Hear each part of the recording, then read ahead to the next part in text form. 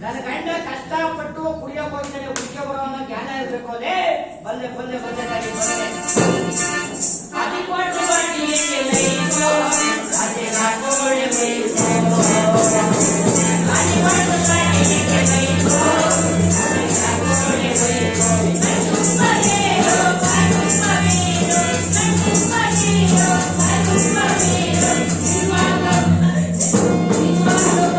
ತುಂಬಬೇರೋ ತುಂಬಬೇರೋ ತುಂಬಬೇರೋ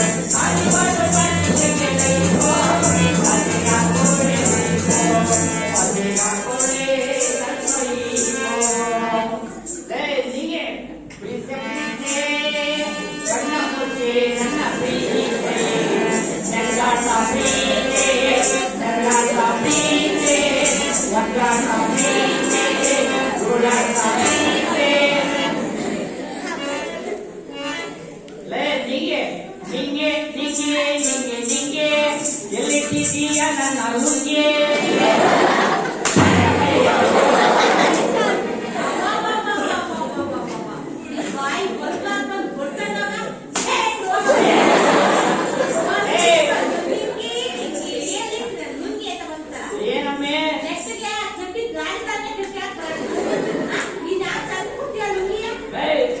ಏನಮ್ಮೆ ಕಷ್ಟಪಟ್ಟು ಕುಟ್ಕೊಂಡಿರೋ ಗಂಟೆನ ಬಾಗ್ಲಿರೋ ಭಾಷಣ ಮುಗಿತಾ ಇದೆಯಾ?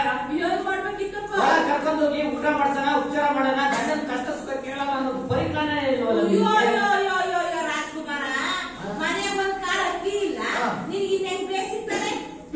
ಏನ್ ಮಾಡೋದು? ಯಾವ್ದಾರ ಪಕ್ಕ ಬಂದು ಸಾಲ ಮಾಡಿ ಅಡಿಗೆ ಮಾಡ್ಬೇಕಾಯ್ತಪ್ಪ. ಸಾಲ ಮಾಡಿ ಅಡಿಗೆ ಮಾಡಕ್ಕೆ ನೋಡು, ನಾವು ಮಾಡಿದ ಸಾಲ ವಾಪಸ್ ಕೊಟ್ರೆ ಮೇಲೆ ಬೇರೆ ಸಾಲ ಕೊಡ. ಯಾರಿಗೆ ಸಾಲ ಕೊಡ್ಬೇಕು ಹೇಳು? ಮೂಲ ಮನೆ ಗೌರವಕ್ಕೆ ಸಾಲ ಕೊಡ್ಬೇಕು ಅಂತ ಹೇಳಿದ್ರೆ ಒಂದು ಪ್ಲಾನ್ ಮಾಡೋ. ಸಾಲ ಕೊಟ್ಟಾರ ಕೇಳಕ್ ಬಂದ್ರೆ ಏನು ಈಗ ಗೌರವದ ಮೇಲೆ ಸಿಕ್ಕಾಪಟ್ಟೆ ಜಗಳ ಮಾಡಿಕೆ ಬಿಡು. ನೀನೇ ಜಗಳ ಮಾಡಿಕೆ ಬಿಟ್ಟು ಮಾತು ಬಿಟ್ಬಿಡು. ಮಾತು ಬಿಟ್ಬಿಟ್ರೆ ಸಾಲ ಕೇಳಕ್ ಬರಕೆ ಇಲ್ಲ. ಏನ್ ಬುದ್ಧಿ ಹೇಳ್ತೀಯ ನಿಂತನೆಯ? ಬಾಳ ಕುತ್ಕೊಂತಾನೆ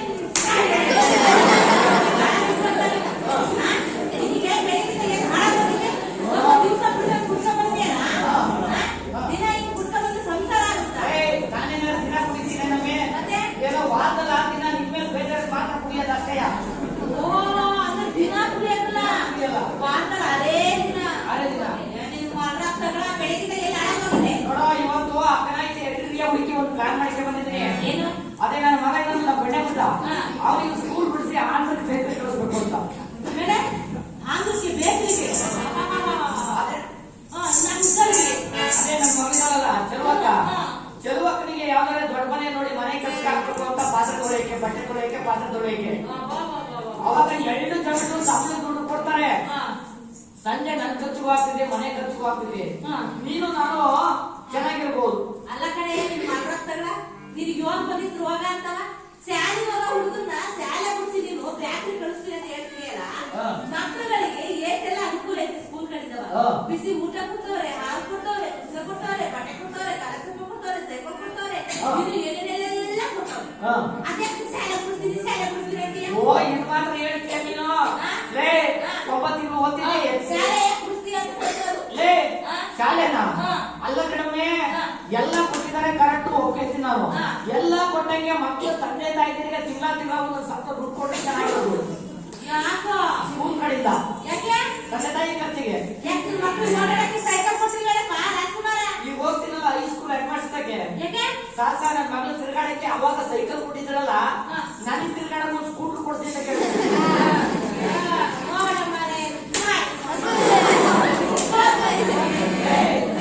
ನಿನಗೆ ಮಕ್ಕಳುಗಳ ಬೆಲೆ ಗೊತ್ತಿಲ್ಲ.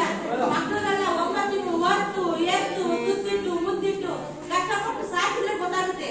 ಎತ್ತಿಲ್ಲ ಗೊತ್ತಿಲ್ಲ, ಸಾಕಿಲ್ಲ ಸಲ್ಲಿಲ್ಲ, ಇದೇ ಗೊತ್ತಾಗುತ್ತೆ. ಇದು ಮಾತ್ರ ಹೇಳ್ತೀಯ ನೀನು? 9 ತಿಂಗಳು ಓದ್ತಿದ್ದೆ, ಎತ್ತಿದ್ದೆ ಮಾತ್ರ ಹೇಳ್ತೀಯ? 9 ತಿಂಗಳು ನೀನು ಒಬ್ಬಳೆ ಓದ್ಕಂತ ನಾನು ಏನಾರು ಹೇಳಿದ್ದ? ಮತ್ತೆ ನೀನು ತೂಕ ಆಗಿದ್ರು ನನಗೊಂದು 3 ತಿಂಗಳು ಕೊಡ್ಬೇಕಾಯ್ತು.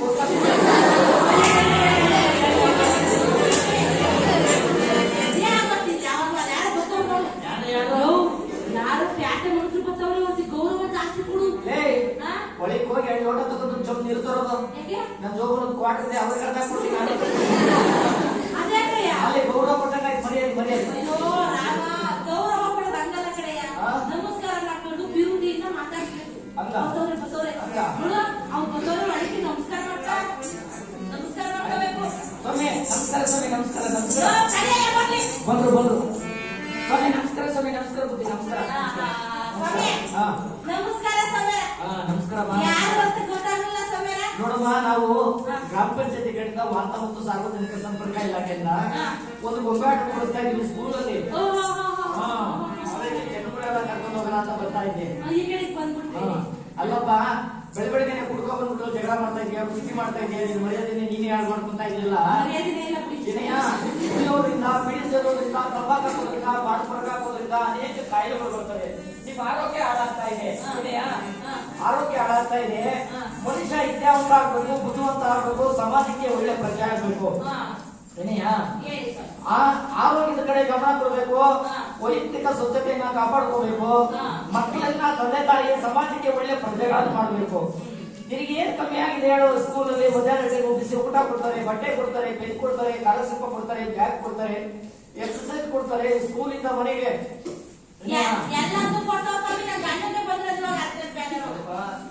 ಮಕ್ಕಳನ್ನ ಇಟ್ಟಿರೋ ಜಾಗದಲ್ಲಿ ಕಾಣದ ದೇಶಕ್ಕೆ ಕರ್ಕೊಂಡೋಗಿ ಬೇಸಿಗೆ ಕಳಿಸ್ತೀನಿ ಅಂತ ಹೇಳ್ತಾ ಇದೆಯಾ? ಇಟ್ಟಿರೋ ಜಾಗದಲ್ಲಿ ಒಂದು ಬಿಡಿ ಸೇರ್ಬೋದು, ಇಸ್ಪಿಟ್ ಆಡ್ಬೋದು, ಜೂಜಾಟ ಆಡ್ಬೋದು, ಸ್ನೇಹಿತರ ಜೊತೆಲಿ ಒಂದು ಕುಡಿದು ಕೆಳಕಂತು ದಾಸನಾಗಿ ಅವನ ಭವಿಷ್ಯನೇ ಹಾಳು ಮಾಡ್ಕೊಂಡಿರ್ತಾನೆ. ಕಾಣದ ಮನೆಗೆ ದುಡ್ಡಿಗೋಸ್ಕರ ಮನೆ ಕೆಲಸಕ್ಕೆ ಆಗ್ತೀನಿ ಅಂತ ಹೇಳ್ತಾ ಇದೆಯಾ?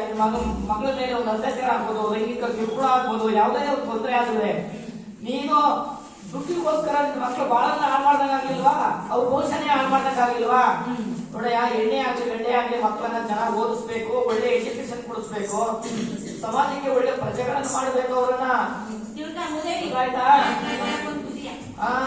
ನೋಡೋ, ಇವತ್ತು ಗೌರ್ಮೆಂಟ್ ಸ್ಕೂಲ್ ಅಲ್ಲಿ ಓದಿರುವಂತ ವಿದ್ಯಾರ್ಥಿಗಳೇ ದೊಡ್ಡ ದೊಡ್ಡ ಕೆಲಸದಲ್ಲಿರೋದು, ದೊಡ್ಡ ದೊಡ್ಡ ಉದ್ಯೋಗದಲ್ಲಿರೋದು. ಗೌರ್ಮೆಂಟ್ ಸ್ಕೂಲ್ ಅಲ್ಲಿ ಒಳ್ಳೆ ಟೀಚರ್ ಇದಾರೆ, ಒಳ್ಳೆ ಮಾಸ್ಟರ್ ಇದಾರೆ, ಒಳ್ಳೆ ವಿದ್ಯಾದಾನ ಮಾಡ್ತಾರೆ. ನನ್ನ ಮಾತು ಕೇಳೋದಮ್ಮ, ಸ್ಕೂಲಿಗೆ ಕಳಿಸು.